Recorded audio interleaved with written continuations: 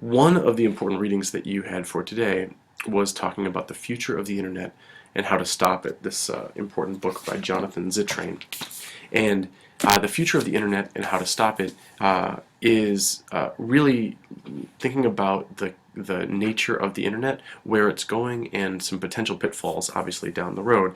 Before we get to some of the details of the actual reading itself, we should talk about a few other pieces. First, it's really important that we recognize that what we have today in terms of the internet is very different from the way that it originated, which we'll talk much more about later in this module, and it's different from what will come. And that's a big part of what Jonathan Zittrain was talking about, how to have a sense of what are potential outcomes or potential routes of the internet, and then how to shape it in the most positive way that we can. First of all, we should understand that the major elements of the internet today are, again, not what always existed, but something that we should recognize, not something that we should necessarily take for granted. The first is that we have a commercially or privately driven internet. That is not the way that it always was, and most likely it is the way that it will continue to be, but the role of government, the role of private companies are really important here.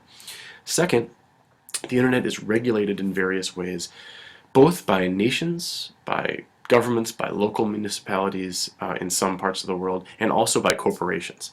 Facebook, Google, various internet and communication companies around the world are major players in the regulation of the internet. Third, it is growing fast. The internet is growing extremely fast. The information that is contained there and expanding there is growing very quickly.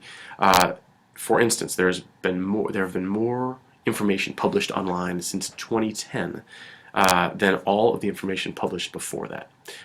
And what we see is this exponential growth of information, more and more people able to create it.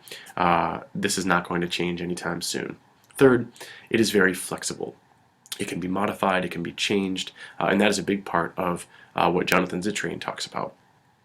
Fifth, the speed and access of internet still vary greatly. We'll talk much more about that here in a little bit. And finally, its connection to transparency and democracy is still very much in doubt. We mentioned that earlier, but it cannot be said enough that this nature of transparent information and democratic structure that we'll talk much more about is not necessarily something that is guaranteed, although it clearly was. These were important goals of the founders, the creators of the internet that we have today.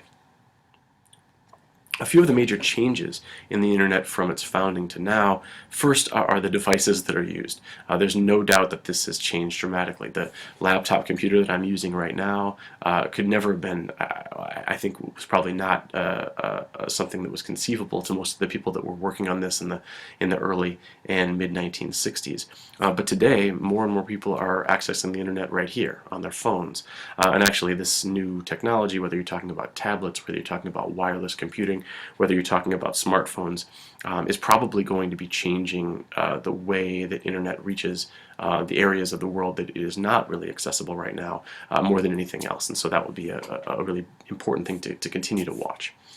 Second, the structure and maintenance of the network itself are very, very different from what they were originally. Early on, we had a dedicated line. We had the copper wiring that was based on our phone system. You were calling in through modems with that very annoying sound.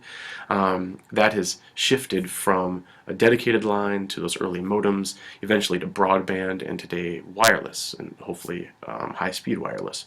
Along with that, the business model of how we access and pay for the internet, who we're paying, how they're charging us has changed a lot. And we know that there are a number of different features that have somewhat phased out, but in different parts of the world are still being used. Some, at least initially, were offering free internet, or free internet as long as you were doing something else or you had some other hardware. Others charged by the minute. That was the original AOL plan. You bought 30 minutes or an hour or several hours per week or per month. There are monthly flat rates, which is how most of us are used to paying for the internet. And increasingly, many parts of the world and the United States are shifting to a fee per data. So you're paying for the amount of data that you're using. So if you're streaming music, you're streaming videos, you're going to be paying more.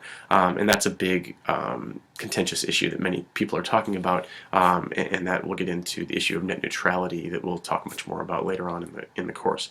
Different pay structures would definitely affect how we use the net, how we get information, how much time we're spending there, what we're doing there, and so all of these things are very, very important.